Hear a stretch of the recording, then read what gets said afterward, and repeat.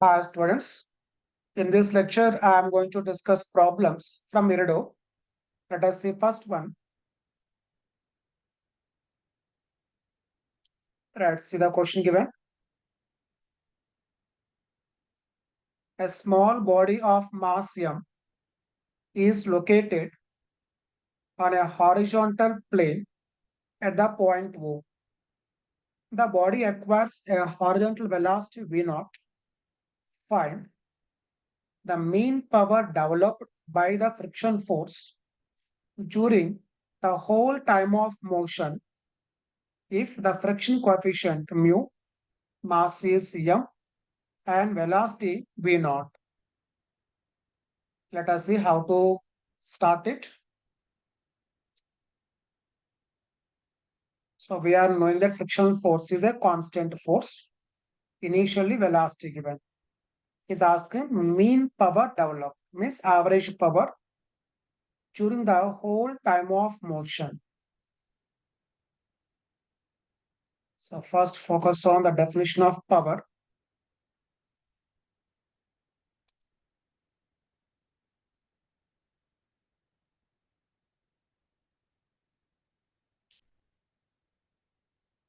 So coming to power developed by a force. Sorry, it is a P, not a vector.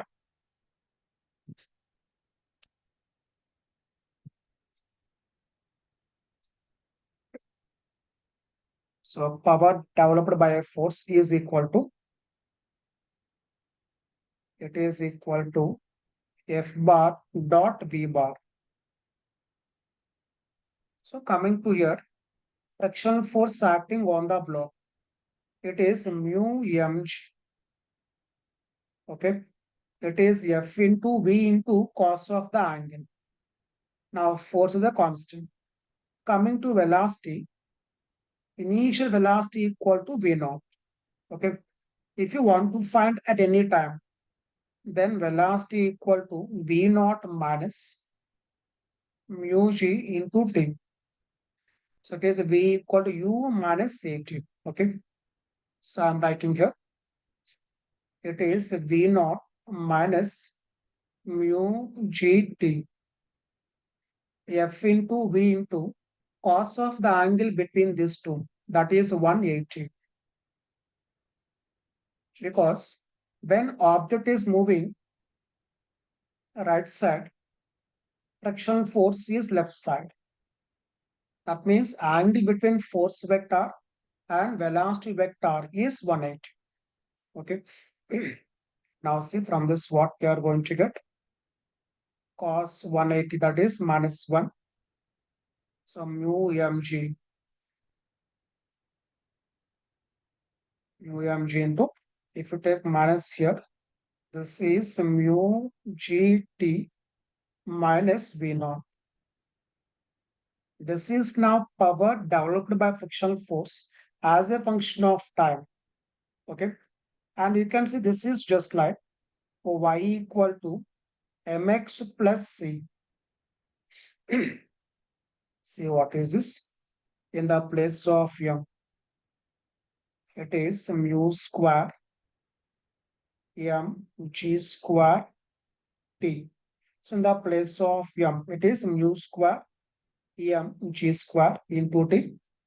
Coming to c, it is minus mu m g v naught. Okay, this is now power developed by frictional force as a function of time. So if you plot a graph, it will be straight line having positive slope and negative y-intercept. Now in this, we have to calculate average power in the whole motion. Okay.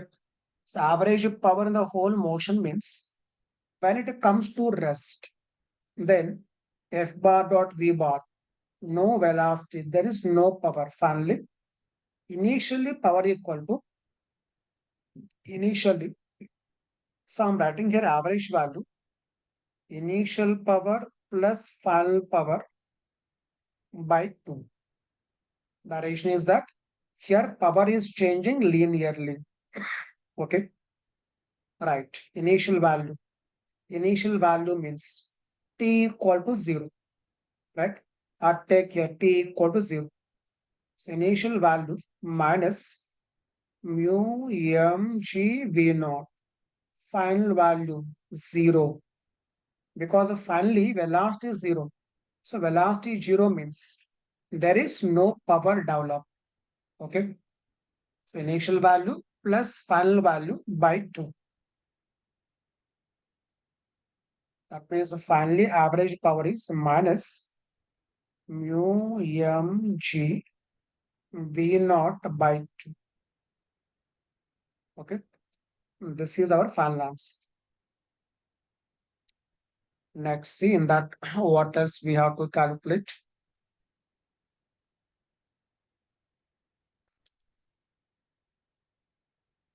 So we got the first part. The maximum instantaneous power developed by the friction force if the friction coefficient varies as mu equal to alpha x, where alpha is a constant and x is the distance from the point 2. So now in this case, mu is not a constant. In first case, mu is a constant, but coming to here, mu depends on the distance from the starting point. Okay. So he's asked now maximum instantaneous power developed. So yeah, how to calculate this maximum power?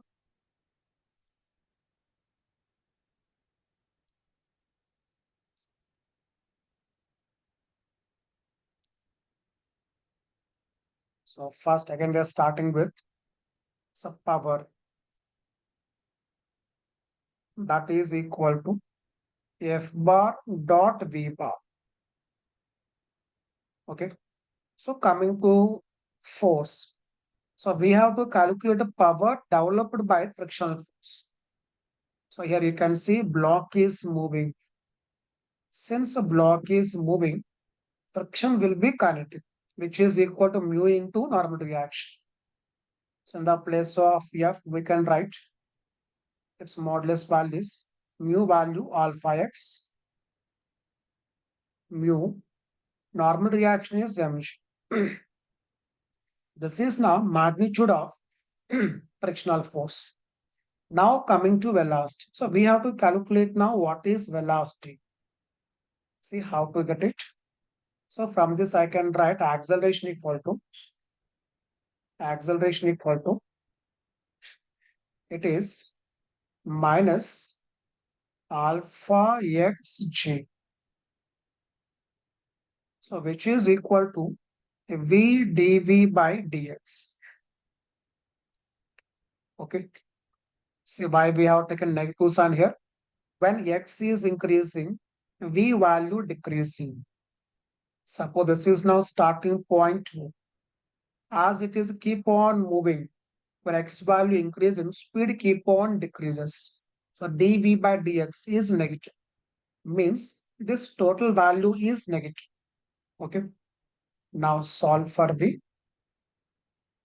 from this.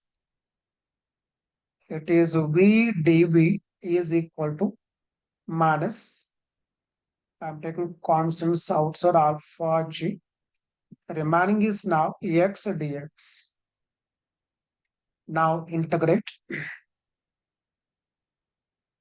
When x equal to 0, velocity v naught.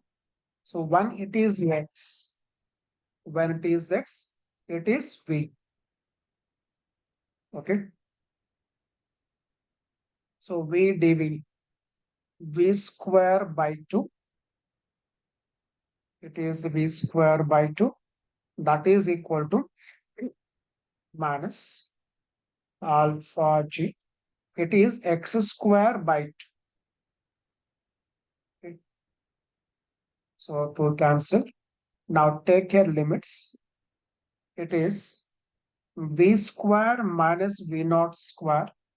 That is equal to minus alpha g x square. That means v value square root of v naught square minus alpha g x square. So we got now v, that means speed, as a function of distance traveled. So now we can find the power developed by frictional force. So power developed by frictional force, modulus value alpha x mg. Speed root of v naught square minus alpha gx square. And between these two vectors, angle is 180. Because when it is moving right side, velocity right side, but frictional force is left side. So angle is 180. So I'm taking a negative side. So this is a power developed as a function of distance covered. So now we have to find what is a maximum power developed. Then we have to differentiate power with respect to variable and make it equal to 0. Then see what we are going to get. So here you can leave this alpha mg because they are constants. Remaining I have to focus x and this remaining part. Okay. So derivative of that. So it is just like u into v, right? Then see calculation x into derivative of this function. It is 1 by 2 root v naught square minus alpha g x square into derivative of inner function. That is minus 2 alpha gx. Okay. Next, it is u into derivative of v plus now v into derivative of u. V naught square minus alpha g x square derivative of x, that is 1. So this is equal to 0. Now simplify this. Here minus is that I'm cancelling 2 and 2. 2 and 2. Remaining here, we are having minus. I'm taking this one to left, right side. Then see what we get. X square alpha g x square alpha g x square is equal to v naught square minus alpha g x square. So now from this, now take this one to left side. This is 2 alpha g x square, that is equal to v naught square. So from this x value, it is v naught upon root 2 alpha g. So for this value, power becomes maximum. Okay. Now substitute this value in this one. Then we are going to get that corresponding maximum power. And that comes out to be minus m v naught square upon 2 into root alpha g. Okay. So first we are finding speed as a function of x. Then getting power as a function of distance covered. Now they are asking maximum power. So we are differentiating power with respect to variable and make it equal to 0. Okay. And remain just calculation part. Let us see next one.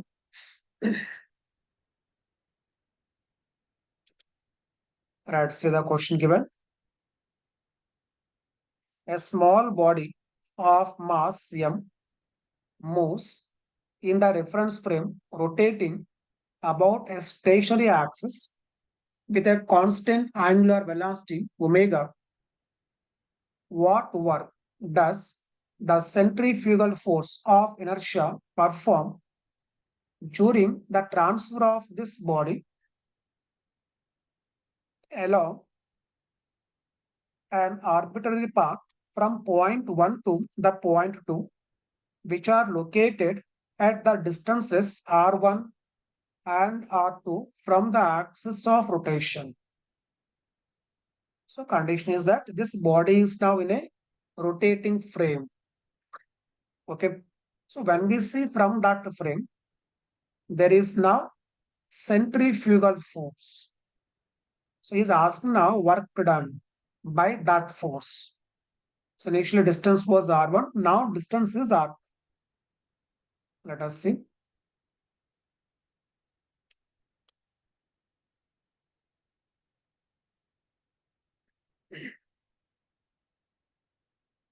So suppose this is now a rotating disk.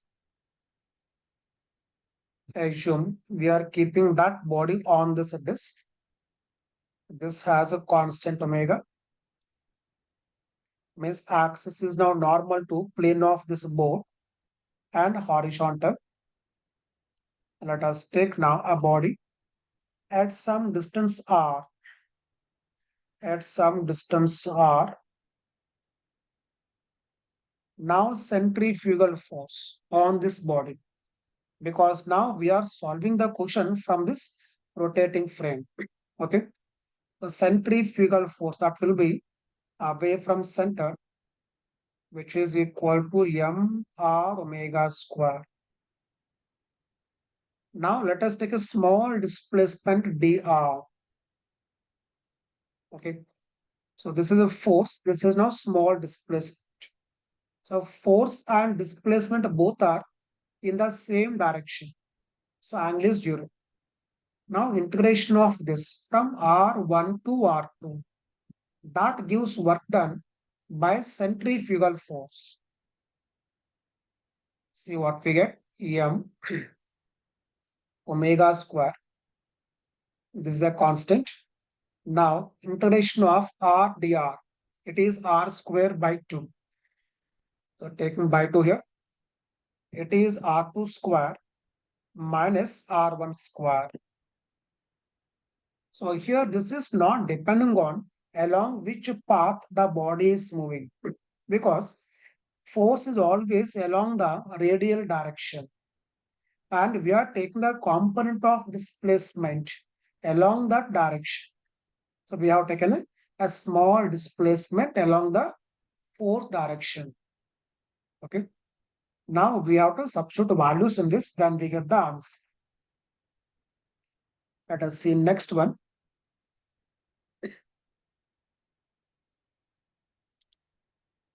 Let's see the question given. A system consists of two springs connected in series having the stiffness coefficients, means spring constants. Okay. The meaning of stiffness coefficients, spring constants K1 and K2. Find the minimum work to be performed in order to stretch this system by delta L. So given two springs, series combination. Series combination.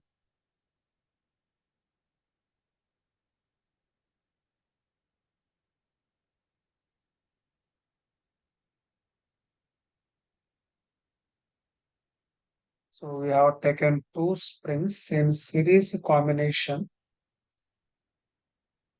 Series combination.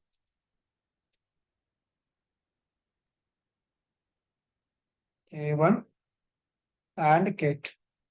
So if you want to replace these two with a single spring, for that effective spring constant. So we have learned earlier in series combination, effective value 1 by K equal to 1 by K1 plus 1 by K2.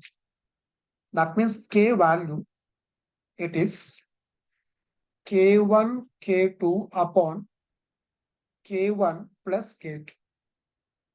That means now question is like there is one single spring whose spring constant is now K. Now we have to stretch this one. We have to stretch this one by a distance by a distance, it is delta L. Then C, condition is that minimum force that we have to apply.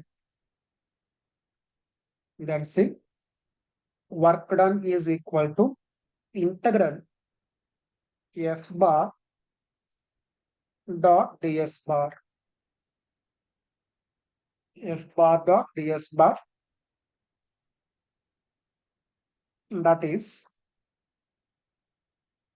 F into ds into cos of the angle, right? So here we are applying a force right side, displacement also right side for this point. That means by applied force, work done is a positive. And here condition given that we have to stretch by delta L. We have to stretch by delta L. That means displacement ds is fixed. Coming to here, cos 0, it is a constant. So here we have to focus ds is a small displacement. Let me explain once again this point. So we have to minimize this work done. He's asking that calculate minimum work done. Okay. So when you want to calculate work done and which should be minimum, then only possibility is that if F is minimum, then work done will be minimum. And see what minimum force we have to apply. Suppose elongation is now, let us say dx. If elongation dx, spring force will be k into dx. If we apply same magnitude, direction opposite. Spring force is left side, but applied force is right side. But this applied force is able to balance this spring force. That is the minimum force to be applied to move this point. Okay. So this force is not a constant. Okay. This force is not a constant. So it is now W equal to integral. Force is now K into dx. K into dx. That is now spring force. Okay. Wait, let me correct it. It is not dx. Suppose at one instant, wait, this also have to correct, not K dx. This also we have to correct, because if at one instant, suppose elongation is x, then spring force will be kx. Okay. Now we have to apply same magnitude. Direction must be opposite. Okay. It is now kx. That is the spring force. Let us take now small displacement dx. Okay. Into cos 0. Now like this we have take from 0 to up to x equal to delta L. Okay. Initially no elongation. Finally elongation equal to delta L. So this is now kx dx cos 0. It becomes now kx square by 2. This is now half k. Now take limits. This is delta L. Okay. So your key point is that if force applied is able to balance the spring force, then we can move this point slowly. Then work done will be minimum. Okay. That's why we are taking that applied force, always having same magnitude. Okay.